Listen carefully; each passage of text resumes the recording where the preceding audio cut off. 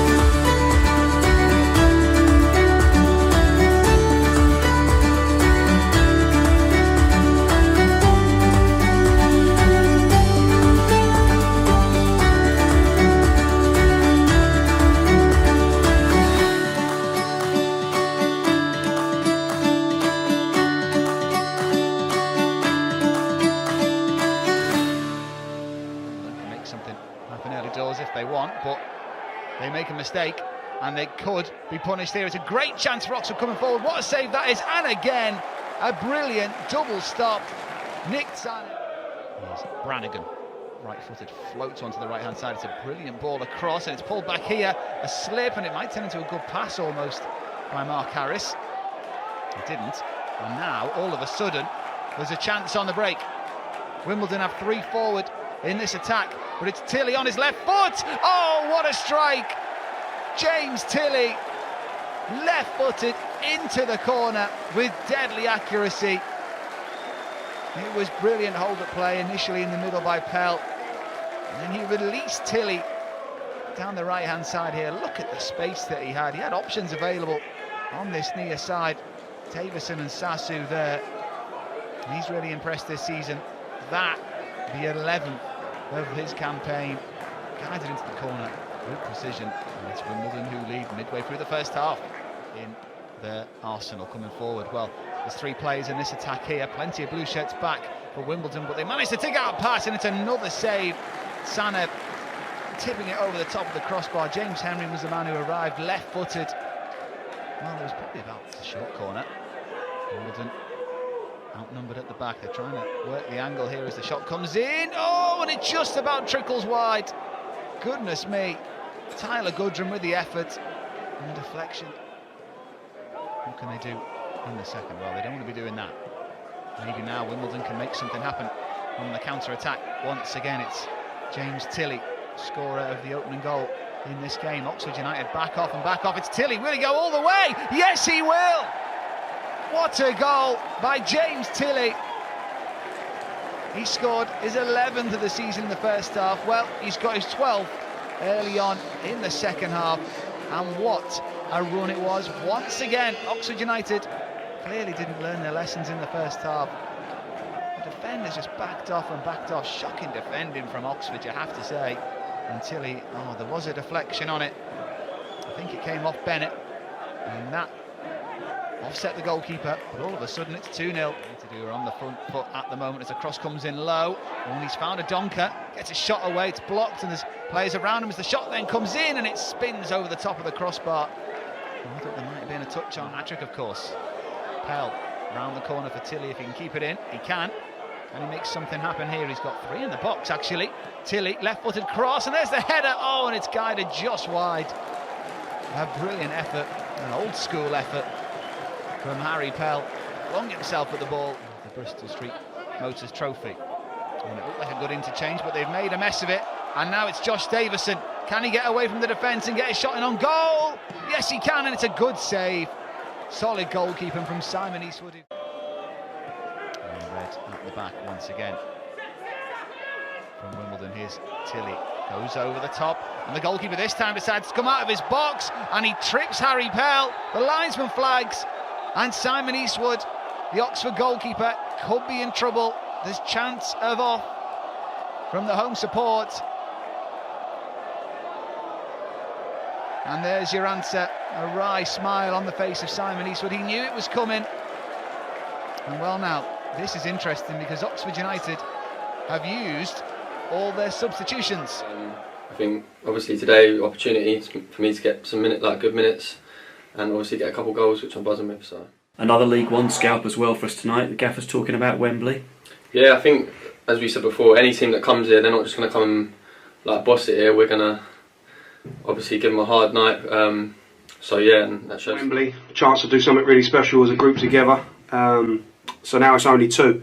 That was the challenge before the evening started, and that's one hurdle that we've got over. Got to get over another 2, and we want to win this competition. I said that from the outset. I want to do well, want to go and run, and I think we've proved now. Beating Pompey in the previous round, who top of League One, another top League One side, that we can mix it with anyone. So why not? Why not? We have to dare to dream, and that's what we do. James Tilly scored in all 4 competitions we played in this season. How have you kept him motivated when he's not been starting? He's done it himself. He's trained hard. He knows that he's in a group where there's competition for places. He was arguably our best player, first part of the season, and I played him because he was doing so well, and perhaps a little bit of that was on me. He's probably not used to in his career playing every single minute of every game, but he was doing so well that he wanted that, and then. Found we changed the system a little bit, and then just other opportunities for other people. Found himself not playing so much, but every time he's come on or every time he's been called upon recently, he's done well. And tonight, I thought he was outstanding.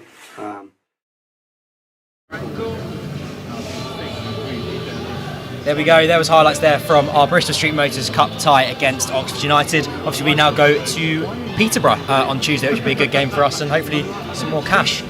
You'll notice I'm now joined by Gabe Sutton. Welcome. Hi Tom, thanks for having me. Our EFL expert. If you're on Twitter, you'll see this man knows everything to do with the Football League. With a bit of team build-up, I believe we have a graphic for the Wimbledon lineup, so we'll jump into that first, and then we'll get some Mansfield team news, and we'll hear from how they start playing stuff from you, hopefully. Sure, yeah. A good prediction. Obviously, we'll hopefully see if Omar Bouguil is in the side after his return from the Asia Cup after Lebanon. Unfortunately, went out in the group stage, but good news for Don's fans because he's good at the back. And there we go, back in the starting lineup. Alex Bass in goal, Isaac Ogundere and Jack Curry at full-back. Lee Brown drops into centre-back with our obviously suspensions and injuries alongside Joe Lewis. Jake Reeves, Armani Little and James Tilly in midfield, with Omar Bouguil, Josh Davison and John Kimani-Gordon starting for the first time after him joining us on loan from Crystal Palace. Rob, what do you make of that? Well, obviously a couple of the changes in full Sane in the back line kind of thought that Ogundere was the obvious choice at right back. It was interesting to see who would join us at centre half out of Lee Brown, and you could make a case for Sutcliffe, who's highly rated in the academy there. Obviously good to have Omar Bouguil back. I think he's integral to the way we play. He's a target man, he runs shadows, he works hard, and I was impressed with Gordon off the bench on Tuesday night. I thought he was a willing runner in behind. Work rate was excellent, given we did go down to 10 men and down to 9 men. So, I think it'll be interesting seeing how the 3 gel together today with Bouguil, Davison and Gordon, and it's good for a bit of an attacking line-up at home. Absolutely. Gabe, what have you made of us so far this season and sort of looking at our team? Sure, I think you've been a lot better as a collective than maybe last season. Last season we were talking about good individual players, but maybe wasn't quite meshing. I think this season, overall, maybe taking out the last 2 or 3 games, it's been a little bit more cohesive, and I think you've got to give Johnny Jackson a bit of credit for that. I think the wide areas looks to have been a real strong point as well, and hopefully James Tilley can play himself into form, cutting in off that right hand side like he was earlier in the season. Absolutely, we mentioned that sort of before the show, weren't we? You know, James Tilley's sort of key points, I think, is when he gets himself some space out wide. He can really dive in at attackers, and when he does, he causes a lot of damage. So hopefully we'll see that. Obviously the bench there as well. Nick Zander, obviously Ethan Sutcliffe, as you alluded to earlier. James Ball, Harry Pell, Ryan McLean, Aaron Sassu, and Ronan Curtis. Aaron Sassu is one that has really impressed me in the last couple of games. He looks up for it, he looks ready to fight, and he looks like he's got some serious flair. So hopefully maybe see him later on in the game and get some more minutes. Yeah, we definitely have some options off the bench in Sassu, and obviously I'd expect to see 20 minutes from Ronan Curtis today. Obviously, JJ alluded to he would have brought him on Tuesday night, but circumstances thought the game was probably gone at that point, so saved him today. So it's quite exciting to obviously have him as an option on the bench. He's had a year out, so probably not match fit, but hopefully he can make an impact today. That's the thing, I think he'll be one player that we'll see sort of probably some cameos from near the end of the games until he's sort of built up that match fitness, but when he's playing, he is a phenomenal player. As we've seen, he scored against us in the past. I think there was a game, wasn't it, during the lockdown season where him and Lee Brown scored against us here at Flower Lane. So excited to see him get on the pitch for us. Have you seen much of Ronan Curtis over the last few years? Ronan Curtis, yeah, so he had a couple of really good seasons for Portsmouth at the top of League One, so obviously he's got some good pedigree there, definitely. I think more recent years he's kind of gone off the boil a little bit for Portsmouth, and maybe did really well I think under Kenny Jackett, under Danny Cowley maybe not quite as much, and obviously John Mazzinho now. So I think it's just a case of giving him a bit of match sharpness, and hopefully he can find a bit of form. But I think I'm glad he's not sort of thrown in straight away for Wimbledon.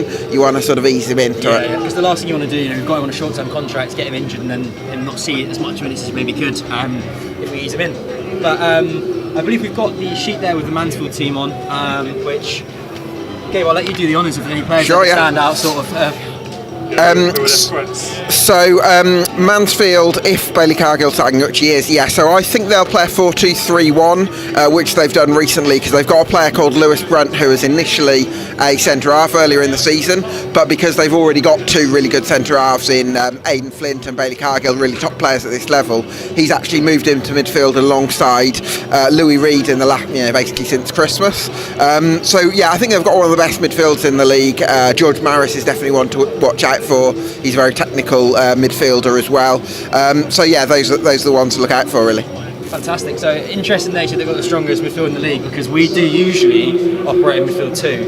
Obviously I'm on the little Jake Reeves, which could be maybe a change of plan from JJ if I'm sure he'll be aware of that, the scouting team, so maybe James Tilley drop in transition or something like that. But it'll be an interesting match, I think, for the midfield. It's usually where we win our battles, and if we do win that battle, we usually come out on top. So that could be when the majority of the game is played, potentially. Yep. No, I agree. It'll be interesting to see if we line up with a 4-3-1-2, which we've done in the past. Get an extra body in midfield, or you could make a case for a 4-4-1-1. With Tilley out wide. So that'll be the interesting one today, is how we do line up and how we do deal with Mansfield's threats. They are up in the playoff contenders and only lost 2 out of the last 27 games. So tough game today. But I do feel as well like they've had a bit of a wobble recently. Was that something you'd agree with, Gab? A little bit, yeah. So their form isn't dropped off recently. So they've taken 2 points from their last 3 games. Yep. They drew 1-1 at Morecambe. Didn't play that great, I don't think. Lost to Crewe when they sort of maybe could have earned a point, but maybe not at their best. So they've not quite been at full pelt, Mansfield, lately. So I'm actually a little bit surprised to see Davis Keeler-Dunn on the bench for the Sags, because he's probably been one of the best players in the league this season. So I'm not good news for us then, though. Yeah, well, until the 60th minute when he comes on, oh god. So we'll see. We'll see. Good news. Well, have we got the next 5 games to have a look into? Just sort of seeing our run, because I know it's quite tough actually after Saturday's game against Crawley was postponed. That'll be sort of pushed into the mix somewhere, I imagine in sort of March and April. There we go. Obviously Tuesday night we visit Peterborough in the quarter-finals of the southern region of the British Street Motors Trophy. Then it is Bradford away. We welcome Barrow. Then we go to Accrington, and then we welcome Morecambe. So quite a tough set of fixtures those actually. And what do you make of those sides? Who they're sort of, apart from Barrow? Obviously, I know you're a big Pete Wilder fan. Yeah, Pete Wilder's done a wonderful job. I think he's one of the best managers in the league. So Barrow are going to be a real threat. So if you could beat them, you'd do really well. I actually don't think Bradford are that great. I think Morecambe are likely to drop off towards the second half of the season because they've had a lot of issues. A few of their best players have been recalled on loan. And then Accrington Stanley, I'm not sure they're going to sort of stay where they are. So actually I don't think it's that tough a next sort of 4 league games. Were you surprised to see Cole Stockton go to Barrow this Cole window? Stockton, well, this is a funny thing because he was really good for Morecambe in League One. Yep. I think when you were in the same league, Yep. and he was sort of one of the top He scored scorers. a halfway line goal against us, so he was Oh, very did good. he? Yeah. Okay, yeah. Since then, he's kind of dropped off a little bit, and people have questioned 1 or 2 things: fitness, motivation, all that kind of stuff. So I think he's probably got a point to prove at Barrow, I reckon. So that'll be really interesting to see how he gets on. I'm quite excited to see how we go against Barrow, because I think they're a very very good side, and I'll be intrigued to see if we're joined by a Womble. You can't see on camera, but yeah, we've been invaded by a Womble on the. There we go. Hi, Mick, you're up. There you go. You can see his head just behind me. Where were we? Before we were rudely interrupted by Hayden. Yes, Barrow, of course. And when we go to them, Peterborough is an interesting one because we've not been afraid of teams in the division above this season. We've obviously seen off Oxford most recently. We've seen off Portsmouth in the same sort of competition. So Bristol Street Motors Trophy's been where we've seen some good results against good teams. So I'm excited for that and see what we can do. There's our last 5 there as well, just on screen. Obviously, lost 3 for the last 5. Sorry, I really struggle with next 5, last 5 and results. But obviously we'll be looking to really sort of get back on the pitch today and really sort of get back and show what we can do early in the season. Our form's obviously dropped off recently with Brigel and Ali. That's the obvious one, losing our 2-man strikers. But obviously congratulations to Ali and Iraq getting through to the quarterfinals now, I believe. Round 16. You've got to pretend to be absolutely over the moon. Yeah. It's like, I'm so pleased for you, mate. we really want you to do well. Well, as much as we'd love him here, do you know what I mean? We also wish Iraq all the best on that side of things. But like I said, the bonus is we have got Brigel back today, and I think he is a massive player. As much as obviously I love Ali and obviously I love Omar, but I think Omar just brings so much in the middle when he drops into the middle of the pitch.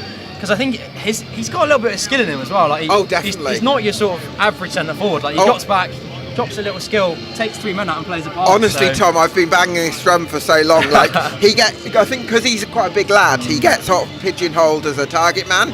He is quite good in the air. I don't even know that that's his number 1 strength. We've just been talking about he's one of the most tackles in League 2. He's also really creative, works incredibly hard. Like the range of qualities that you get from Omar Bajil at this level is actually really unique.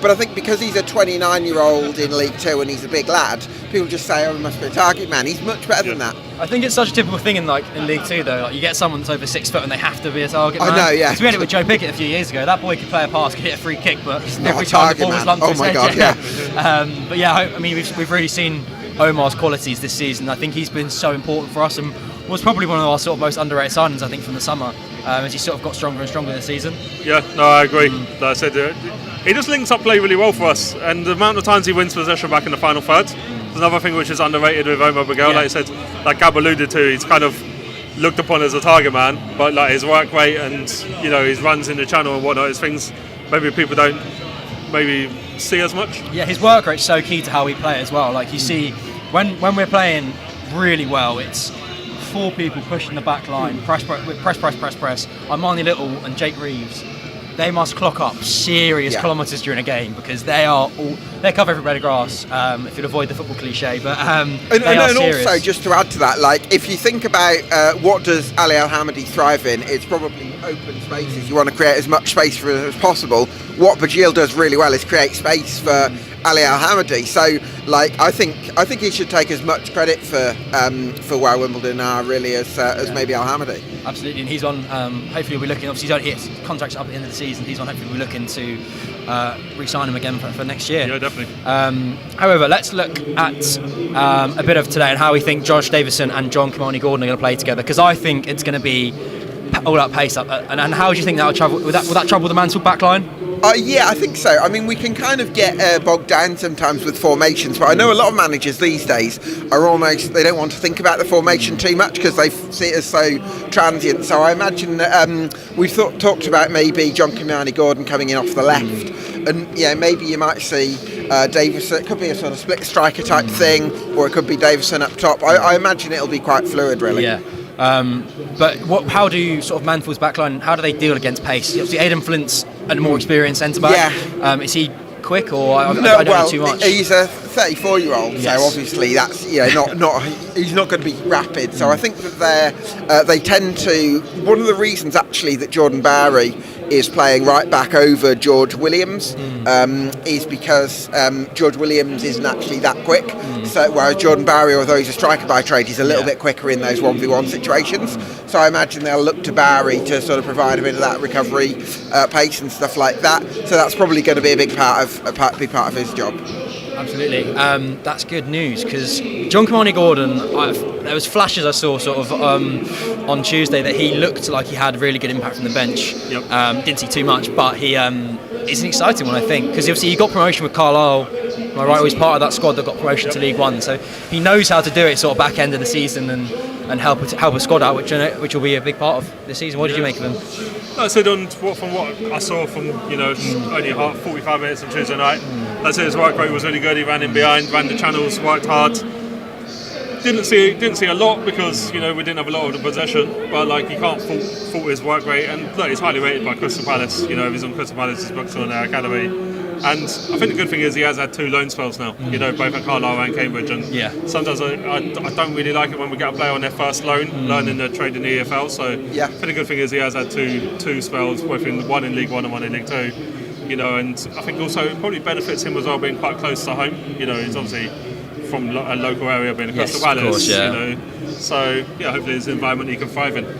Absolutely. Right, we'll grab a prediction from you, I think. Sure. Tell us through what you think is going to happen today. I think it's going to be Mansfield are probably going to have a bit more of the midfield. I reckon Wimbledon are probably going to hope to threaten on transitions. I might go edge towards the Stags for today. I'll go 2-1 to Mansfield. So fair play. They're in very, very good form. Rob, take us through.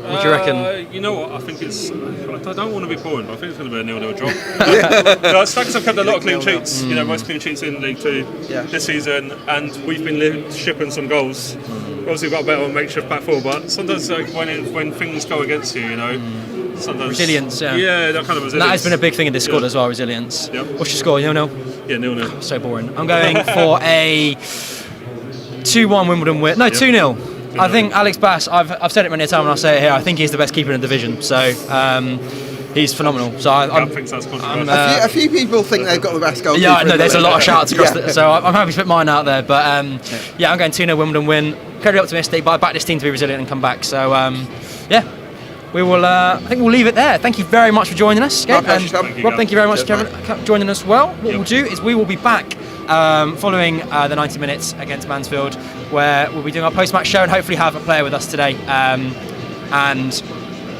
we also have got the next episode of the Wimbledon podcast coming back, which is fantastic. Obviously, the last episode just before Christmas was with Adebayo Akinfenwa when we welcomed him back to Plough Lane. And that next episode is coming soon. I believe out. Oh, is that preview it now? Oh, sorry. There we go. I should be better at these things. We're going to preview that now. We'll see you after the full-time whistle. May feel a bit weird saying that, but I think from an outsider's point of view and someone who just watches you play, this does feel like home for you. Yeah, I'd agree. It doesn't feel weird really saying that. The last 6 or so months have really made it feel like home, to be honest, and like you said, I think people notice that. I've had plenty of people come up to me and tell me how they've noticed how much I enjoy being here, whether that was people who knew me before or people who have met me since I arrived. So it's not a weird thing to say. Tell me about the last 8 months of your life, uprooting again. I mean, you've been from Swansea to Manchester now down to South London. Tell me about the last 8 months of your life, what it's been like logistically, emotionally, having to adjust, change things up. Tell me about your world. I'm definitely getting used to it, which when I was younger, I never thought I would really. It was most people from South Wales tend to be quite homebirdy and like to stay there. So the idea that I was going to be a professional footballer and potentially have to move around was always quite a difficult thing. Definitely getting used to it, but like you said again, the summer was unexpected. I was still had a year left in my contract at Stockport and expected to be there when the 22-23 season ended. I thought I was going to be there for this season. A few things changed in the summer. When I first found out, I was sort of, you always take a couple of days to think about it. As soon as the idea had settled in, I was pretty much set that I was going to do it and was excited about it. I was excited about living somewhere new. I was excited about meeting a new group of people. But to be honest, I didn't imagine I'd enjoy it as much as I have. From the moment, I think I trained once before we went to Spain, so that was amazing for me. I was straight in, got to meet everyone, sort of in the deep end really, in terms of from a social side of things. I didn't have any sort of time to bed in. You sort of just in there and you had to get to know everyone, and I loved it from the first minute. And since then, it has just been enjoyable. I've loved every second really. Who sold the club to you? Who sold the vision to you? Was it the gaffer? Was it Kobe? Was it a mix? When I first arrived, my conversation with the gaffer was big. In terms of, and it wasn't so much, I had an idea about the club and a relative idea about how they were going to play, but I wanted to sort of see how that first chat went on a more personal level with, whether I thought I'd enjoy working for him and stuff like that, which I did. It was probably a 20-25 minute chat. That's probably what sold the idea of, or at least I wanted to do it anyway, and then that sort of took it across the line. I was like, right, okay, I can play for this football club and probably, I want to do it. And then from then on, everyone around the club has sold it to me because everyone's been so good to me. Made me feel welcome. Not just players and staff, but the fans. I haven't experienced the fans saying a bad word about me, and everyone that I meet wants to talk, wants to chat. It's very kind, not in a cliche sort of way, like genuinely. Like people have been great to me, so that sold it as well. Partnerships are a really important thing in football. There's that cliche good cop, bad cop thing. Everyone always tries to sort of liken one to another, and will always try and analogize certain things and basically someone's just chatting outside and basically and will liken you to some a partnership of the past and a duo of the past. Who are you and Jono? I couldn't. I've got no idea. I hope we're unique, to be honest. I've heard the good cop, bad cop thing quite a lot. I'm not sure I agree with it. Who is the good cop? Who's the bad cop? I'm not sure there is a good cop and bad cop, to be honest. I think, both have moments where, I don't think I wouldn't give either of us those titles either way, to be honest. We're different in plenty of ways, but also similar in many ways as well. And we definitely understand each other. Even more so since we arrived here, but obviously we knew each other last season as well, so that was probably a good bedding in period. And then we arrived here, realised we were going to be playing with each other, and we're both so excited for it. I didn't know John was going to be here until the day I arrived to have that conversation with the gaffer. Happy New Year, firstly. Yeah, Happy New Year. Tell me what 2023 was like for you. Yeah, it was a good year as a whole. Obviously my daughter was born, family life at home's good. Last season didn't pan out as we wanted it to, the way it finished, which isn't ideal, but we've started off well, we're in a good position, kicking on to the new year in football terms, and looking forward to this year. Tell me about this season for you. I mean, look, as a team, we feel like we're in a completely different place. Like, there's a buzz about the training ground, there's a buzz about everyone, a real good group of lads. What's it been like seeing sort of the transformation and being part of it, being right in the epicentre of it? Yeah, we've got a good group. We got everyone in early during our pre-season tour, and that helped massively. like getting to know everyone early, kicking into the season straight off the back, and yeah, everyone's gelling and it's shown on the pitch as well. Like everyone's stepping up when they need to, and we're going to need to this month. You have had to garner something this season which is very, very difficult for a footballer, and it's called patience. It must be difficult, but also, I mean, is it like with the goalkeepers union where you have this thing where you want other people to get better? I mean, you look at some like an Omar coming in and what he's done, and obviously like the goals and the assists of Ali have been crazy. But are you like that little union? Yeah, like, well, not being funny, I speak to Ali personally most days, and we get on well. Omar, we get on well. His missus and my missus talk and things like that. Like, so off the pitch, on the pitch, you can only want the best for each other. And if they're doing the business, then I'm there to support them. If they need to come out, I need to be ready to go in, and you can't hold grudges and things like that. It's football. You're all trying to strive to make each other better. It's 11 players on the pitch. As much as you want to be the hero and the one that is doing the business, sometimes you've got to take a step back and wait for your moment. So, tell me about the feeling of becoming a father. that's a tough question. Can't really explain it. Like when I was there obviously when my partner gave birth, and it's the best feeling I've ever had. I've ever experienced. Like someone comes into your world and you never know you could love someone so much, do you know what I mean? And when I held my daughter, done skin to skin straight off the back, and that's the best experience I've had in my life. Alexander Mitrovic once told me that being a father changed him from that angry young man into the player he is today, and it really calmed him and made him mellow. How has it changed you?